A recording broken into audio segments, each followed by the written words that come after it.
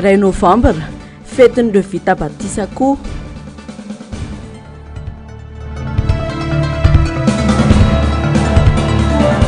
Madagasikara sarotra ny ady amin'ny fahantrana raha tsy ny fanjakana ny vonona ny indray an-tanana ny fiainam-bahoaka.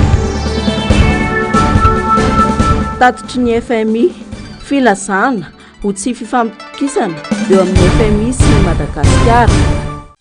Arivany zoma voalohany volana novambra taona 2024 manatra ny fiarabanana tompoko klasy sy tompoko vavy tonga soa atao anatin'ny fotoanan'ny fampalalamba vao eto amin'ny fahitalavitra MBS asaina ampanajana ianao anaraka ny vaovao hatramin'ny farany.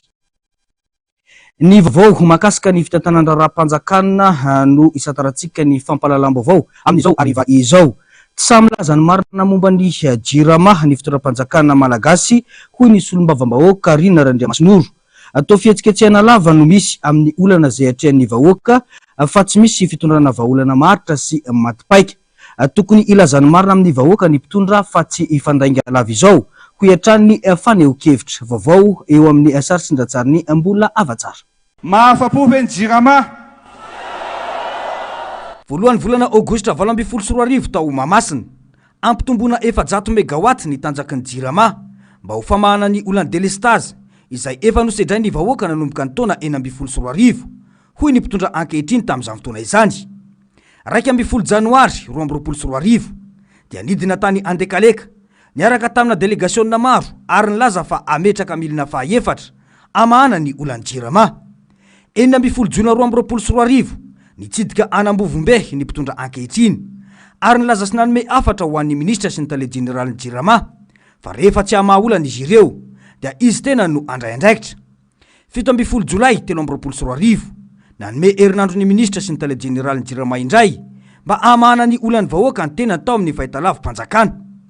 3 Oktobra 2024 nidina tao amin'ny ivotoerana Ambohimanambola ho ampiasaina ilay tribunal lehibe miisa 2 hoy ny nambarany mandany solika 300 tapitrisa ariary ao anatin'ny adiny 5 ora isanandro, izany hoe 7 miliara ariary ao anatin'ny ray volana. Nahitsy ny solombavambahoaka izay voafito ao amin'ny boriboritany faha-efatra nitaky ny hitondrana fanazavana marina mahakasika ity olana ity.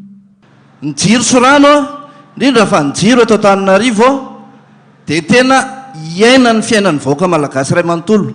20 isanjaton'ny olona raha kely indrindra dia miaina mivelona amin'ny alalan'ny jiro ary rehefa maro no mitaraina fa tsy misakafo vokatra izay jiro izay. Betsaka ny fihetsiketsehana ataon'ny fitondram-panjakana. Efa nanomboka tamin'ny 2024 nanao fampanantenana fa hanavitra ny jirama ro afaka ny delestage. Tamin'ny 2024 ianareo efa nidina indroa nakany Andekaleka sy nakany Ambovombea ary nanome toromarika ny ministra fa herinandro dia tokony hivany olana jirama. Farany teo dia mbola nisy ihany koa ny fomba ilazana hoe mijery vahaolana jirama ny fitondram-panjakana. Ny vahoaka amin'izao tsy mahavita mijery izay fihetsiketsehana ataonareo tsony. Zavatra telo ny andrasan'ny vahoaka ary tena angatahana mba tena hiteny an'izay ny fitondram-panjakana. Voalohany, mba ataovy mangarahara tsara ny vahoaka, inona ny antony mahatapaka lava ny jiro io, inona ny tena olana misy. Tsy manambola ve nareo ampihodonana azy sa inona ny tena olana. Ny faharoa, manana vahaolana ny fitondrana sa tsy manana. Raha manana vahaolana ny fitondrana, rovina no hivata teraka izay olana izay fa tsy mijanona lava amin'ny fanaovana fihetsiketsehana fisehoana etsero. Betsaka no voka-dratsy ateraky ny fahatapahan-jiro lava io eo amin'ny fiainan'ny vahoaka malagasy hoy hatrany ny solombavambahoaka Rina Randriamasinoro. Ao ny fiarina, ao ny fitsaboana izay olana goavana ankehitriny. Ny zazakely be dia be mila atao aerosol no vokatry ny loto ankehitriny tsy afaka manao an'izany. Niona tamin'ny olona maro zay teny amin'ny hopitaly ny fahasahiranana. Ny olona tsy mahavelona intsony zao ka ny fangatahana eto dia zao. Nareo mpitandro filaminana misambotra olona nareo, mandefa ny olona mandratra olona, manenjika ny olona trany atokantrano any nareo, kanefa iaraha mizaka ny zavatra misy eto ankehitriny. Ka dia manao antso zay olona manana ankohonany reny samborinareo reny. tsy fidy lohan'ireny olona ireny nivoaka amin'ny firy alina ho eny atokotany eny andeha higrevy fa matono misy zany dia misy tompona andraikitra zay tena masahirana ny olona eto a ka avoay a tsy misy atakandro tsy misy fepetra reny olona samborinareo reny a ary alohantsika mba hifampikomprendre manomboka androano hoe misy olona n'ity fireneny ity raha ny fanadiadiana izay natao dia 5 ka hatramin'ny 100 miliara ariary ny vola miditra ho an'ny jirama raha toka 700 ka hatramin'ny 700 miliara ariary ny fandaniana ho an'ity orona zay ity ankoatra ny vola izay mivoaka amin'ny fotoamandrano izany dia mbola anampifatiantoka sy famoam-bola 300 tapitrisa ariary ao anatin'ny adiny 5 isan'andro ny indray ny jirama ankehitriny amin'ny fanodinana ny tribune izay lazaina fa ampienana hatrany amin'ny 20 ny fatapahan-jiro tena famahana olana ve no atao sa fikarohana famoam-bola fotsiny hoy ny fanontaniana mipetraka fa mifandraika amin'izay vaovao izay hatrany dia ny 7 isanjato ny malagasy sy ankehitriny no miaina tsy zarizary raha ny tatitra izay natao ny teo anivony banky iraisam-pirenena ny volana oktobra lasa teo lesoka maro no mila arenina manoloana izany fanarenana na eo amin'ny lafiny politika na eo amin'ny lafiny toekarena na ny sosialy izay tena olana goavana atrehan'ny firenena amin'izao fotoana izao fa niry Andrianarivo eo misary sy ny ratsariny miaro tanjo tafalatsaka anaty fantrana lalina i Madagasikara ankehitriny maro lafy ny lesoka na ny fanabeazana na ny ara-toekarena indrindra ny sosialy ny vidim-piainana tsy mitsaha miakatra ny jiro sy rano filana fototra mampandeha ny fiainam-bahoaka tsy mandeha amin'izay laoniny fa mampitaraina lava ny olom-pirenena antony mampiematra ny Madagasikara avokoa ireo ankoatra ny maro tsy voatanisa ho Joasy Eleonora fa mangaikaika tompoko ny vahoaka malagasy tsy ny eto andrenivohitra ihany fa manerana ny nosy ary ataoko hoe mikasika ny asiny mahaolona ny rano aina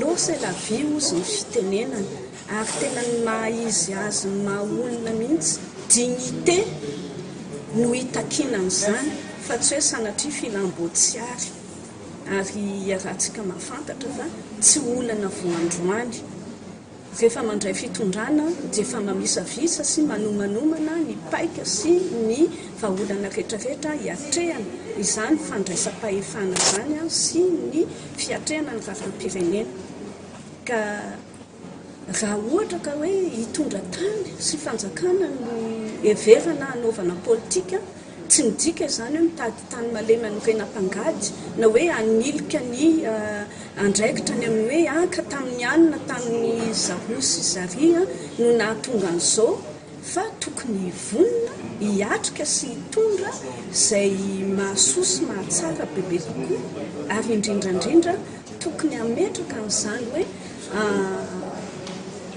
lahara-pahamehana amin'ny fanandrify amin'ny maharary ny vahoaka tsy mendrika ny firenena izao fantrana lalina izao raha ny harena eto Madagasikara mijerena ho iantrany ny fanehoan-kevitra ny fitiavan-tena sy ny fiarovana ny tombotsoa ny olombitsy no manjaka eto amintsika any ka miara mizaka ny vokany ny vahoaka tsy manantsiny rahantsika mahita mantsy fa mivolana hoe misy any ary misy zavatra tokony atao tsy atao ary misy zavatra everina hoe tsy mahamaika hiasaka zany ny mahagaga ny zavatra ataoko hoe vonjimaika mety hisy fa ny tena ilaina dia tena hoe lalipaka ny fanovana eto amin'ny firenena ary hitondra fanatsarana eo amin'ny vidim-piainan'ny vahoaka sanatria dia sanatria ve hoe vahaolana mpiakatra ny faktiran'ny jirama no entina eto amintsika eto sanatria dia sanatria hoe vahaolana tsy rakotra ny malagasy tsirairay fa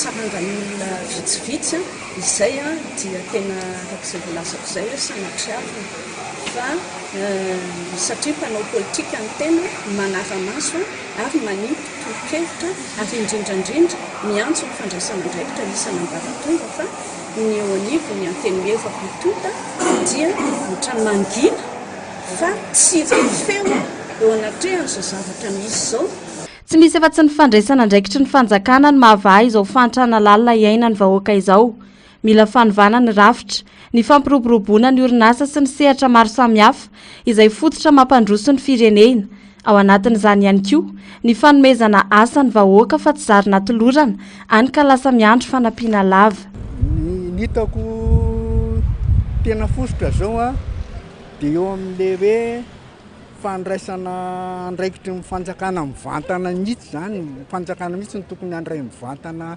zay adidy tokony mifanandrify aminy any tena hita fotsy fa rehefa mandray ny adidy nge mifanjakana mety andeha any zao satria tsika manana arena tsika afaka mivoatra anao mahatonga le ana zany mahatonga le atotra hitanao le hoe matin'le famomezana kely dia tsy vonona ny voatra fa mitaty an'le hoe roviana reny misy vatotsinjo dia tsy manana eritreritry ny totra fa dia miandry any fotsiny mana tena tsy voatra ny hoe hitady zany fa le hoe zatra mpilorany zay mampilasy tokantrano tsirairay avy afaka mivoatra eo amin'ny toetraina aloha voalohany indrindra satria tsika ohatra mimidina foana dia mitsoroka foana dia toetsaitsika tsy afaka hoe mivoatra mihitsy dia any zany tokony bazy mba hoe ahafahantsika anina ny amin'ny tokantrano. Firenena fahadimanitra indrindra maneran-tany Madagasikara ankehitriny raha nitatitry ny teo anivy ny banky iraisam-pirenena tamin'ity taona ity. Ny 720 isanjaton'ny mponina dia tsy manana fahafahana azona fitsaboana ara-dalàna, tsy manana fahafahana mampianatra araka ny tokony ho iziny zanany ary tsy manana fiainana mifanaraka amin'ny maha-olombelona. Tontolon'ny politika maika ny firosonina amin'ny fifampidinihana eo amin'ny hery rehetra eto amin'ny firenena azahoana amama izao olana izao. Tokony tsy ziriziry amin'ny heviny sy iolona intsony ny mpitondra fa tokony iroso avetrany amin'ny fifampidinihana hoy ny avy amin'ny antoko MFM. Miaina mafy ary miamafy ny olana sedrainy ny vahoaka malagasy amin'izao fotoana izao ka ilana vahaolana maika izany hoy hatrany Ignace Randrianiriny Flot national ny antoko MFM androandry tato-baovao eo amin'ny sarsindratsary ny mbola afatsara. Omamiadana paritaka lalina no amaritana ny krizy mahazo an'i Madagasikara amin'izao fotoana izao raha oharina amin'ny aretina. Tsy manana vahaolana intsony ny fitondrana manoloana ny zava-misy. Mena avokoa ny tondro rehetra na ara-sosialy na ara-toekarena na ara-politika. Mitaky fanovana paikady izay tsy hevitry ny mpitondra irery intsony ny famahana ny olana fa mitaky ny hevitry ny be sy ny maro raha tena fitiavan-tanindrazana no lahara-pahamehana.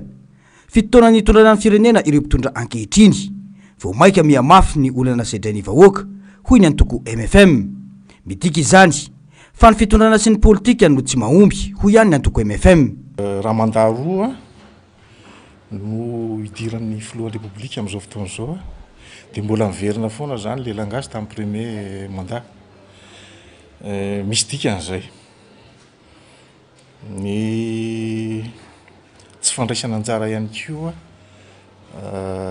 ny olona amin'ny fampandrosoana eto Madagasikara zany indrindra fa ny mpanao politika izay niverina fa mpanohatra tsy angalana hevitra izay hiverina fa afaka iaraha-miasa. Ny régime iainantsika amin'izao régime présidentiel forte nandramana teto amin'ny firenena ity daholo zany ny karazana régime manisy hoe régime parlementaire, régime semi-parlementaire, régime présidentiel forte. Dia lasa andrakandrana ny fitondrana ny firenena. Ny fahatanorana izay miazakazaka mafy te hifaninana amin'ny tsara nefa tsy tafavoaka izay. Iny zany zao amin'ny porofo anankiray hoe nyresaka jirama hoe asana ministra lasa mitsabaka amin'ny asana ministra zany satria tsy mahavita ny asany ministra, tsisy lana ministra zany. Raha za zany aloha tsisy lana ministra eto. Akoatran'izay hiverina fa manana ny traikefa sy manana ny zavatra atao. Tsy mahavaha olana zany ny gouvernement, aiza ny premier ministre fa ny président de république zany zao no manao ny asa. Tsy tokony iziriziry irery intsony ny antokony fitondrana sy ny manodidina azy. Miariary ny tsy fahombiazana manoloana ny olana misy, tsy fahotana ary tsy mahatapatenda ny firosoana amin'ny fampidinihana sy ny fisokafana ho amin'ny fandraisana andraikitra eo amin'ireo samy mpanao politika hoy hatrany ny MFM. Ka mampieritreritra zany ny fandehan'ny toedrarà amin'izao fotoana izao satria tsy mahavita mamahany olona ny vahoaka intsony ny fanjakana zay le tokonana vovovonana andresahako tokonana aloha vovovonana tokonana zany a filohan'ny repoblika manana fanapahan-kevitra mampiantso ny chef de parti hoentina amin'ny filan-kevitry ministra dia ho tapahana anaovana référendum tsy azo ny atao anefa nikitika ny andiny fa 13 le milaza fa hoe fanalavana amin'ny mandahany tsy fanarahana zay tsy fanarahana zay fa mifampandrosoana ny firenena ny tediavintsika fa tsy ny fitazoman-tsesa zay zany aloha izao ny fanadiovana azy ary aokotsika tsy ao anatina savorivory na ao anatin'ny korotana no hitondrantsika ny fanovana misy eto fa fiaraha-midinika krizy ara-sosialy krizy ara-politika krizy ara-ekonomika mitambatra ireo tokony mesure d'exceptionnel zany no hitatanana ny firenena aloha manomboka izao tsy tokony andrasana elaintsony ny fikarohana vaholana sy irosona amin'ny fisokafana ara-pitantanana satria marary tanteraky Madagasikara ankehitriny vaholana tsotra azahoana manova izao zava-misy izao izany mila ajana ny ampo politika raha tena tia tandrazana ireo mpitondra satria marary ny malagasy ankehitriny ka mila fanavotana aingana raha lahara-pamehana amin'izy ireo tokoa izany ho iatrany ny antoko MFM. Isan'ny fipetranapetraky ny tahirim-bola iraisam-pirenena na ny FMI tao anatin'ny tatitra nataony ny 12 oktobra lasa teo ny momba ny fametrahana ny fahaiza-mitantana ao anatin'izany ny mangarahara ny ady amin'ny kolikoly karazana temaina ho an'ny fanjakana malagasy ary fanehoana ankolaka ny tsy fisina fitokisana ho an'ny fitondrana mijoro ankehitriny izany hoy ny MFM nanamafy ny mety atongavana amina fipohana krizy noho ny olana ara-sosialy sy angovo izay misy eto ankehitriny ny MFM ankoatr'izay maizina tanteraka ny hoavy ny malagasy raha izao no mitohy ho iatrany ny fanazavana tatiko avao tea maina mandrivorivo an'ny fanjakana malagasy ny taratasy sy ny tatitra navoaka ny tahirim-bola iraisam-pirenena na ny FMI ny 12 oktobra lasa teo iny midika ireny taratasy ireny fa tsy mahatoky ny fanjakana malagasy intsony ny mpamatsy vola mahazatra betsaka raha teo ireo fipetranapetraka teto saingy tsy nisy na rahantsika izany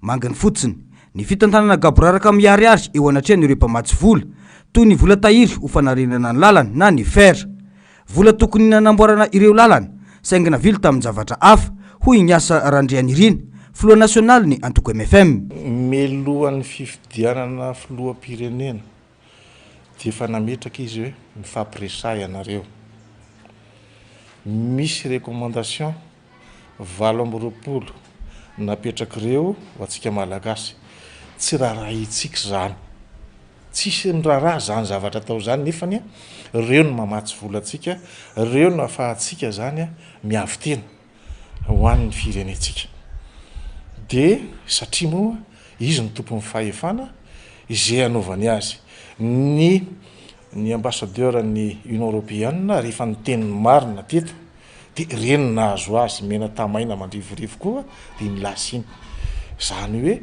tsisy azo ifampiresahana zany eto amin'ny firenena ity io zany ny zavatra tenenin'io zany dia tsy mahatoky intsony ny firenena malagasy izy amin'ny fampandrosoana na nyresaka vola zany hoe hotatany ny firenena malagasy satria tsy manaraka n'ilay linina napetraka zareo rehefa maka vola ianao dia arahana zay toromarika rehetrarehetra zay ny amerenana ny volan'olona satria hitako ihany ohatrany hoe ny fer zao ohatra zany nyresaka fer ny volanaovana lalana fa alefany amin'ny zavatra hafa dia ohatrohatran'izay zany ny zavatra iainantsika amin'izao fotoana zao tsy fanjakana ohatrany hoe tsy niomana mihitsy hitondra fanjakana zany fa samy manao zay saipatana zany ny hitondra fanjakana amin'izao fotoana zao ka io izy ianao hoe kapoka mandrivorivo tena mbola andrivorivo zay le mahatonga antso avo ataoko io hoe aza-potehana ny firenena fa mifampiresaha jerevo ny lalana andehanana ny olona rehetrarehetra zay niara-dita amintsika ka nanao ny fanotsiana ny firenena efa mandroso daholo amin'izao fotoana zao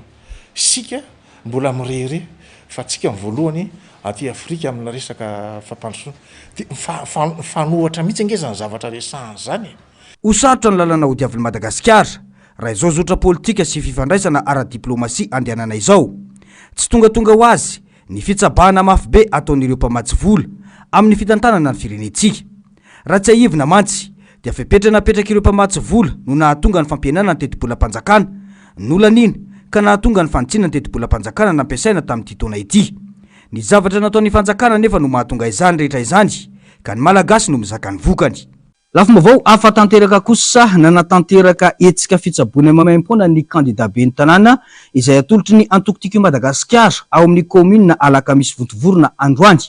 Tsapana nandritra izany fa tena ilain'ny mponina ny etsika fitsaboana mamaim-pona toy izao noho ny fahasahiranana misy. Nilaza moa ity kandida ity fa itoy ny etsika toy izao ary olaram-pahamehana ny fametrahana toby fitsaboana sahazany vahoaka rehefa azo ny fitantanana ny komina Sarysindratsary ny Tahiriny.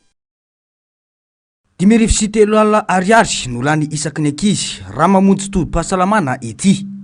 Ya raha mahita sy miaina nefa ny fahasahiranana misy amin'izao fotoana ka aleo mialoka manao fitsaboana ao an-trano. Tsy fanahininy izany fa noho ny olana misy satria na ny ividianana sakafo hoan'ny marary aza manahirana. Santionany tamin'ny fitarainan'ireo vahoaka tao amin'ny komina Alakamisy Vontovorona ireo manoloana ny krizy iainany isam-baravarana amin'izao. Mangirifiry ny rehetra saingy tsy afa-manoatra fa miaritra. Tsy mahagaga raha itangoronana sy ilarana ny fizaham-pahasalamana mamaim-pona toy ny natao teto Alakamisy Vontovorona androany ity. Ny zavatra tahaka izao no tokony imason'ny fanjakana ho an'ny vahoaka saingy mbola antoko aloha no mahafantatra ny mahalara-pamehana izany hatreto ho iatrany ny fanazavana. Eo amin'ny telo alina zao vola lany isaky ny ankizy makany amin'ny dokotera. Eo any atenao ny aty mahazo maimaim-pona. Mahafinaritra ny ataon'ireto antoko-timana reto mikarakara ny sariny be-bahoaka ka dia mankasitraka makatela azy. Tena rehetra tena zao ny le vahoaka mijaly na ny fidiana vary ary nefa tsy mahita izy dia hotery tsy maintsy mijaly moatrano loatra ny tsy afaka amin'ny andao-danitra izy ka dia tsy maintsy sanatry mivavana dimy reny ny andro fahafatesana. Heureusement moa misy an'ity fitsaboana manentra rehetra dia fa profiten'ny olona le atao hoe fitsaboana mamaim-pona satria tsy atomboly. Ny fahitana izany olana izany no nahatonga ny kandida sy ny antokotima eto Alakamisy feno arivo nanao zao etsika ho fizarana fahasalamana mamaim-pona izao. Tanjona ny ifampitsinjovana ho an'ny sampiarabelona hoy ny fanazavana. Fitsaboana manokana moa eto Vontovorona satria eto no ahitana hoe olona tena hoe sahirana amin'ny fivoarana ara-pivelomana dia manatanteraka an'izay etsika ara-pahasalamana fahobe zay maimaim-pona ho an'ny mponina rehetra ety anivon'ny komina. Dia ny antony moa efa ao anatin'ny sosialin'ny antokotiko Madagasikara eo ihany koa ny sosialmente izay tarihako no manatanteraka an'izay etsika lehibe eto anivon'ny komina misy anay izay. Izay dia kandida numéro 3 ao anatin'ny listra bulletin unique zany. Dia manatanteraka an'izao etsika izao izahay fiarah-miasa amin'ireo mponina rehetra eto anivon'ny komina indrindraindrindra ihany koa fampitsinjovana amin'ireo vahoaka rehetra eto anivon'ny komina. Fanombohana ihany zao asa sosialy ataonay izao fa ny manaraka mbola manetra be mbola ho avy amin'izay asa sosialy rehetra ho tanterahana eto anivon'ny komina izay indrindraindrindra rehefa tena tonga eo amin'izay toerana izay ny antokotiko Madagasikara dia tena hoe hitohy arak'izay azo atao ho fampitsinjovana mpiarabelona rehetra ny ezaka rehetra atao amin'izay asa sosialy rehetra izay.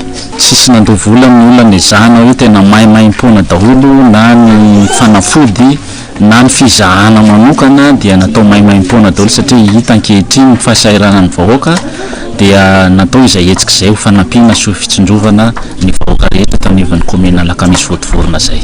Maro no disevitra mahakasika ireo tolotra eny amin'ny tobim-pahasalamana na hopitalim-panjakana. Ny fizahana ihany mantsy matetika no maimaim-pona fa ny fanafody sy ny fitaovana ilaina ho an'ny marary dia vidiana avokoa. Vitsy amin'ny malagasy no manana fiantohana ara-pahasalamana indrindra moa fa ho an'ireo miasa tena. Misy arak'izany ireo mitrosa na mivarom-pananana mamorona tsy misy amonjena aina. Nanamafy ny kandida atolotry ny antokotima ao amin'ny komisy Alakamisy Vontovorona fa santatra ihany ny etsika natao androany ary lahara-pahamehana ny fanaovana izao rehefa tonga eo amin'ny fitantanana ny komina ny tenany. pejy ny finonona ny volana desambra ho avy izao no anatanteraka ny fivoriana ny komity foibe FFKM. Aritra atelona izany fivoriana izany izay anaovana jeritodika ny lasa sy ibanjinana ny programa ho avy ho an'ny FFKM. Namafy ny tony eo anivon'ny FFKM fa tsy mangina ireo ray aman-dreny ara-panahy fa miasa sy mijery ary manaraka ny zava-misy rehetra eto amin'ny firenena izy ireo no mafisiny ihany koa fa izany ihany koa no mahatonga ny fanapahan-kevitra ny amin'ny irosona ho an'ny fanabeazana ny olom-pirenena izay mbola hotapahina mandritra ny fivoriana ny komity foibe izay tanteraina any Morondava io. Ndo rahantsika ny tatim-baovao mahakasika izay. Any Morondava no anatanterana ny komity foibe fa 2020 ho an'ny fiombona ny fiangonana kristiana eto Madagasikara na ny FFKM. Isan'ny lahadinika mandritra io ny fampandrianan-draharaha anatiny ho an'ny FFKM sy ny programa an'asa izay ho tanteraina ka ireo faritany 730 no andray anjara amin'izany. Ankoatra ny foibe FFKM dia andray anjara amin'izany ihany koa ireo sampanasa rehetra eo anivon'ny FFKM sy ny foibe mpiangonana izay mikambana ao anatin'ny FFKM. Izy ny jeritodika ary ny fandrafetana ny asa ho tanteraina indray ho an'ny tao-piasana manaraka raha ny fanazavana. Ho an'ny FFKM foibe dia ny fomba hiatrenan'ny tao-piasana dia misy ny antsoina hoe komity foibe izay fivoriana fanao isan-taona io hiantsonany ireo le faritany FFKM rehetra manerana ny nosy izay 730 moa izy zany ho amin'ny herinandro feno 730 satria hotokanana amin'ny 10 volana zao 10 volana novambra ny any Vondroso dia feno 730 dia ireo zany no antsoina miatrika ny komity foibe miaraka amin'ny sampanasa foibe rehetra sy ny vomiera dia ireo foibe mpiangonana izay mikambana ao anatin'ny FFKM sy ny mpiara-miasa tahaka ny fikambana mampiely baiboly malagasy sy ny FFPM dia ireo zany nivory amin'ny 3-4 desambra izao amola volandray ny tao-piasana manaraka izay atrehan'ny FFKM sady hanao jery tombana zany ny tao-piasana 3 sy 4 4 no ijery ihany koa ny sorotrasa indray atrehanany 4 sy 5 sy 4 ny amin'ity taon'ity moa zany dia any Morondava ao amin'ny ekara katedraly na Mahora Morondava no anatanterahana an'izay komity foibe fa 2020 FFKM izay dia ao anatin'io zany no sady ijerena ny sorotrasa moa no ijerena ihany koa an'ireo fiainan'ny FFKM atrehana ao anatin'ny taona manaraka indray. Isan'ny izay efa ntsika moa sy ndresana taniny amin'ny hoe mahakasika ny hoe iroso amin'ny fanabeazana olom-pirenena ny FFKM dia ao anatin'izay komity foibe izay no anamafy hoe endrika tahaka ny ahoana ny itondrana an'izay fanabeazana olom-pirenena izay dia inona avy ireo oetreretina itondrana an'izany fanabeazana izany dia amin'ny fomba ahoana ihany koa no ahafahana mampita an'izay. Betsaka ny asa vitana indrindra tao-piasana 3 sy ny taona 4 ho iatrany ny fanazavana. Tsy nangina ny FFKM teo amin'ny sehatra maro indrindra fa teo amin'ny raharam-pirenena. Izany indrindra no antony anaovana jeritodika mba ahafana mametraka indray ny asa miandry ho an'ny tao-piasana ho avy. Ny FFKM ny asa ny olona miteny mangina ny FFKM tsy ny asa ny FFKM na tsy reny FFKM fa tena ny asa tato anatin'ny FFKM nanamafy orona ny ireo rantsa mangaka rehetra teo anivon'ny faharitany ary ny fomba fiasa rehetra tato anatiny dia ny zanana mafisina sy nijerena izay mety anatsarana sy anamafy orona azy. Mpizaika hatrany amin'ny 50 no ho tonga hiatrika ity komity foibe fa 2020 izay io atao any Morondava ity raha ny fanazavana trany. Tanjona amin'izany ny firindran'ny asa anaraka ny fitsipika ny feny FFKM eo amin'ny sehatra rehetra izay anatanteran'izy ireo ny asa ho an'ny tao-piasana ho avy. Fa mahakasika indrindra ity daty androany ity dia kristiana dia toy ny voatsinapikely fa mivelatra amin'ny lafiny rehetra. Io no teny feny fankalazana ny voalohan'ny volana novambra ho an'ny mpino luterana. Fankalazana ny fisian'ny fahazavana indray ho an'ireo mpino ny voalohan'ny volana novambra ary ankalazaina mandritra ity androany ity ny fetin'ireo olomasina na ireo vita batisa izany. Sokajin'ireo olotsotra ho andro ny fahatsiarovana ireo ny alohalalana ny velona ny voalohany ny volana novambra ka manaty boninkazo eny ampasana izy ireo ho fanajana izany.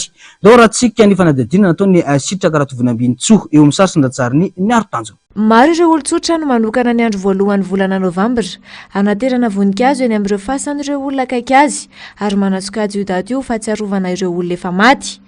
Ho an'ny mpino loteranina kosa dia fankalazana ny fetin'ny filazantsara ny voalohany volana novambra ka ankalazana ny fetin'ireo olona masina na ireo olona vita batisa rehetra.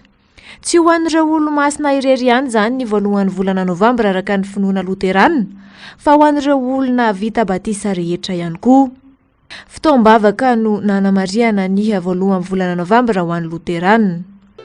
Tao anatin'izay vanim-potoana zay indrindra ny vanim-potoana tenatenany dia rakotry ny aizina ny atao hoe ny fiangonana sy ny firenena. Zany hoe lasa maizina zany ny tany araka ny lazainy Isaia hoe indro ny aizina mandrakotra ny zavatra rehetra zany hoe feno fahamazinana ny fiainam-piangonana ary na ny filazantsara aza dia tsy nitoriana marina sy madio tsony fa dia izay araky ny tenin'ny olona, izay araky ny hevitry ny olona ihany ny mitondrana sy ny tondriana ny filazantsara ka efa mivilana, mba mitoetra mivilana, ny zavatra rehetra mivilana, zany hoe ao anatin'ny aizina zany.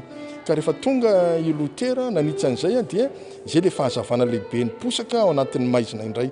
Ka lazaina hoe amin'izao andro sy ora sy fotoana atao hoe ray novambra izao satria ny 1 oktobra izy no nametaka ireo tezy 5 izay tsy nanekeny io fahamazinana miseho anivon'ny fiangonana io ka nampatonga ny hoe fahazavana ka izay natao hoe fetin'ny filazantsara marina zany ka iainan'ny kristianina ny fahamarinana. Io efa daty mipetraka hoe hatramin'izay teo amin'ny ivon'ny fiangonana fankalazana ireo olona natsangan'ny fiangonana fa masina. Rehefa tonga ny fanovana dia hoe tsy ireo olona reo ane ny tena masina, tsy hoe sokajony olona natao hoe masina fa izay vita batisa rehetra dia masina avokoa. Ka izay zany no lasa hoe ankalazaina aty aoriana amin'ny fiangonana loteranina fa tsy manavaka sokajony olona hoe reto ihany masina na reto ihany fa ho an'ny rehetra io fahamasinana io. Ka ny mpisan'izay izay fahazavana izay dia androany zany teto hoe raha fetin'ny maty lazany fiarahamonina azy dia tsy fetin'ny maty ny androany zany fa fetin'ny filazantsara ny voan'ny fahazavana marina indray amin'ny fitoriana zany filazantsara izany. Ho an'ireo mpino katolika kosa dia natokana ankalazana ireo olo-masina na ireo kristianina maty martiora nanolotra ny any ho an'i Kristy mba hampitombo ny fanaparitahana ny evanjely araka izao tontolo izao ny datin'ny voalohany volana novambra. Anamariana izany dia misy koa ny sorona masina rehefa voalohany volana novambra. Lafomba vao afa tanteraka kosa manana ny lanjany manokana eo amin'ny fiainan'ny zanak'olombelona ny ara-pinoana. Maro ireo fikambanana misehatra amin'izany ka isan'izany ny Jeunesse en Mission izay manatanteraka iraka lehibe ahafahana mampifanakay kokoa ny olon'Andriamanitra ary efa taonany maro no nisehatra tamin'izany izy ireo. Sitraka Ratovinambinitso sy ny Aritanjona no mitondra amintsika ny antsiprian'izany.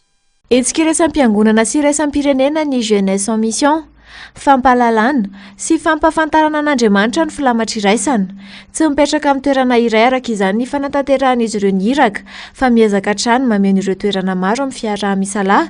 Ny fandraisana anjara ho amin'ny iraka lehibe navelan'i Kristy manao hoe koa mandehana ianareo dia ataovy mpianatro ny firenena rehetra. Mateo 7:27.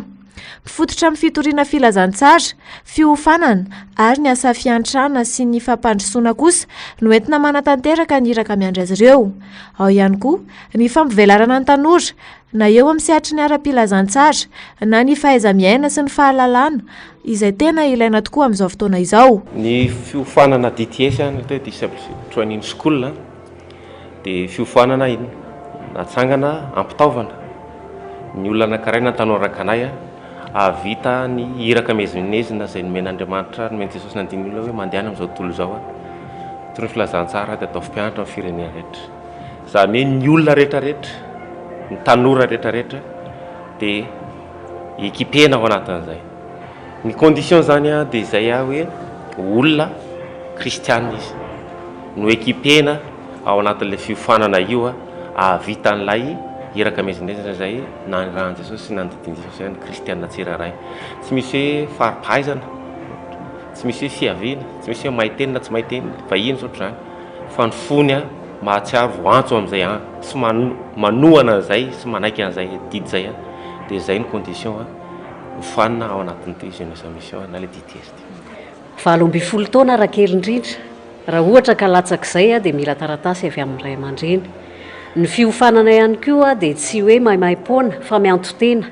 Mampifanatona ny tanora sy ny olon-drehetra amin'Andriamanitra ny Jeunesse en Mission ary tanjona anatin'ny taona ho avy ny fampitomboana ny fiara-miasa amin'ny tenan'i Kristy, anentanana sy andresen-dahatra ny olona ny amin'ny filazantsara. Maresaka iraisam-pirenena tafakatra 720 ireny moignainy tamin'ny safodrano tamin'ity herinandro ity tany atsimo antsinana ny Espagne araka ny tatitra ny alakamisy teo.